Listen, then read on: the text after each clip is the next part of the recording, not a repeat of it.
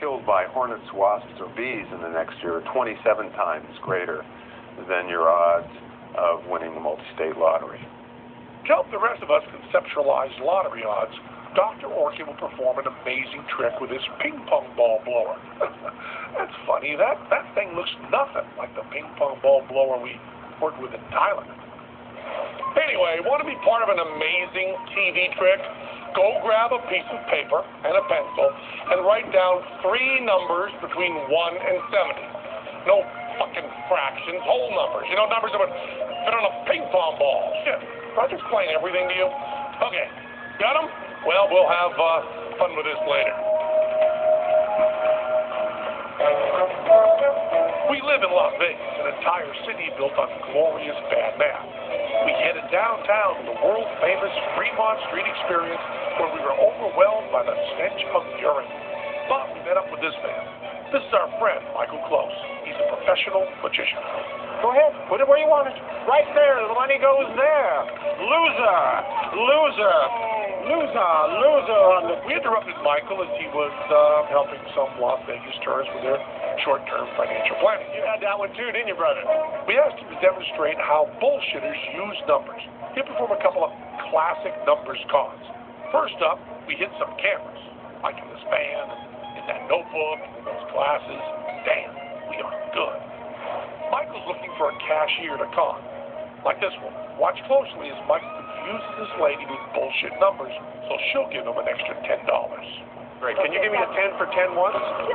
Great. Have you got it? Yeah. Great. Fabulous. How many what you got? Check. I think there's 10 there. Oh, here's another 10. Well, count first. I mean, what have I got? No, that's your 10. 1, 2, 3, 4, 5, 6, 7, 8, 9. $1 more. Let's see. Hang on a second. You want a 20? Yeah, well, that would be good. I got another signal here. 5, 6, 7, 8, 9, 10, and 20. And 10 is 20. Yeah, that would be great. Right? Oh, That seem fair to you? Watch out, that Mike Close is slick. She gave him a total of $30, but he only gave her 20. Michael just pulled a classic numbers con called change raising. Let's do a little recap. I have a whole bunch of signals. Can you... Michael asked the cashier to trade a $10 bill for his 10 ones. She hands him a 10. With his right hand, he gives her a pile of cash. With his left hand, he pockets her 10. She counts the pile and discovers it's actually 9 ones and a 10. He gives her another 1. She sees a total of $20 in front of her and gives him a $20 bill. But because she's trying to keep track of the arithmetic, she's forgotten that she already gave him a 10, and that's the con. If you were doing it to me, I would have just lost right under an ass load of money. You keep throwing the amount of change out of balance, which makes it hard for people to follow exactly how much money is involved. And the whole payoff of it is that they give you more money than they actually should. Happy. So there's the $10. To find out even more about numbers, we turn to another guy. A guy we think doesn't want to rip us off. Why? Well, you ever see a con man in a crew neck sweater? Hey, I'm talking to you. Numbers are tremendously important in our society. We assume that numbers are little nuggets of fact. Joel Best, professor of sociology at the University of Delaware and author of Damned Lies and Statistics. We didn't interview Professor Best just because of his last name, although we did tell Professor Worst to go fuck himself. We assume that somebody has counted something, that it's really, really true. Professor Best gave us an example of something that's counted. People, remember that Million Man March? Back in 1995, busloads of African-American men gathered in Washington, D.C. to protest. Well, we can't remember exactly what. But we sure remember it was called the Million Man March. Over a million black men. Had there actually been a million men? And did they really march? Maybe they sauntered or skipped. March organizers claimed that 1.5 million people were there. The police said it was only 400,000. That's a big difference. Where did those numbers come from? Well, the police used an aerial photograph to calculate the square footage of the National Mall that had been covered by the crowd. And then they calculated that each person would have taken up about 3.6 square feet, about as much room as there is on an unfolded newspaper.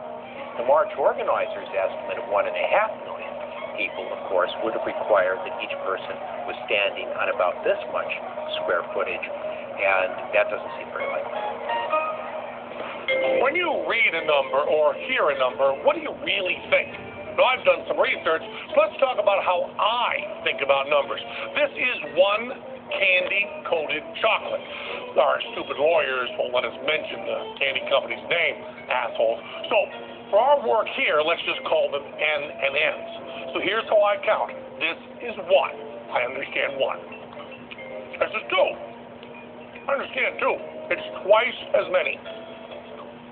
Here's 3. It's 3 times as many.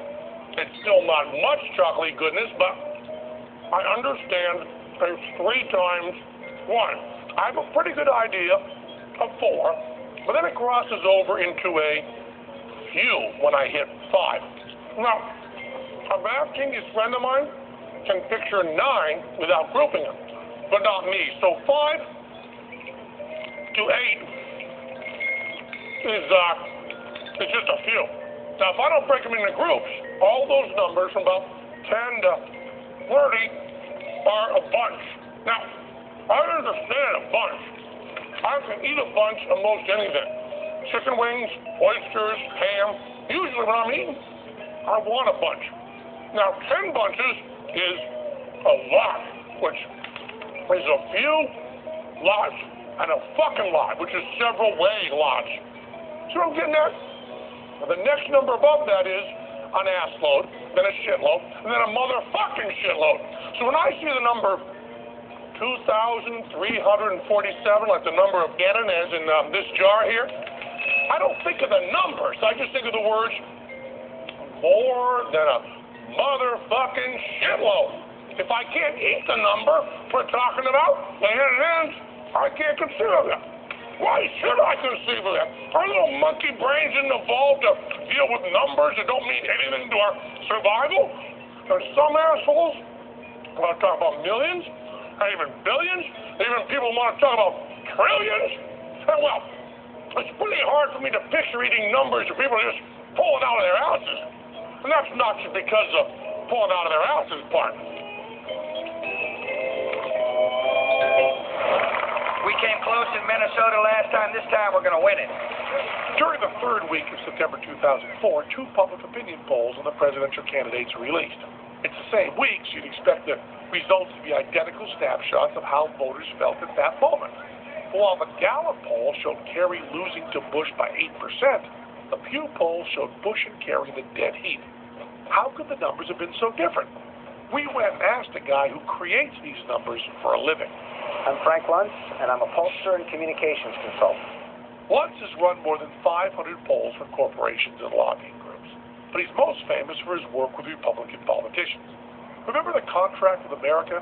In 1994, Luntz measured public support for the ideas and buzzwords that went into it, and that helped Republicans regain the majority in the House of Representatives for the first time in 40 years. That's funny. You'd think he'd have a nicer apartment.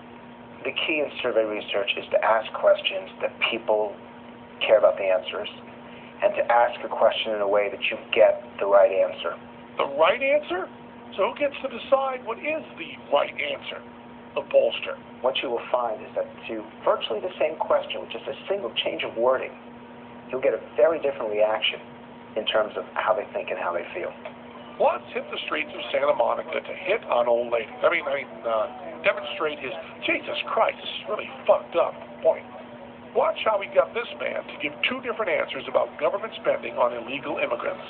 Does the federal government spend too much or too little on social programs for illegal immigrants in this country? I think they spend too much on legal programs for immigrants. Would you deny emergency room care to an illegal immigrant? No, I wouldn't. Would you deny the children of illegal immigrants the ability to attend a public school here? No, I wouldn't. So you'd spend money on education for them, and you'd spend money on health care for them, but you think we're spending too much money on them? Yeah, I do. See? He got the answer he wanted, which means he can get the numbers he wants and can act like it's true and scientific. But don't worry, we can play that game. Most people don't regard what I do as manipulation because it's based on science. But there is a little bit of art to it. More than a little Matisse. Let's play along. Approximately 10 cars drive by during this clip. Hey, Luntz, you're an idiot! and one thinks Lund's an idiot.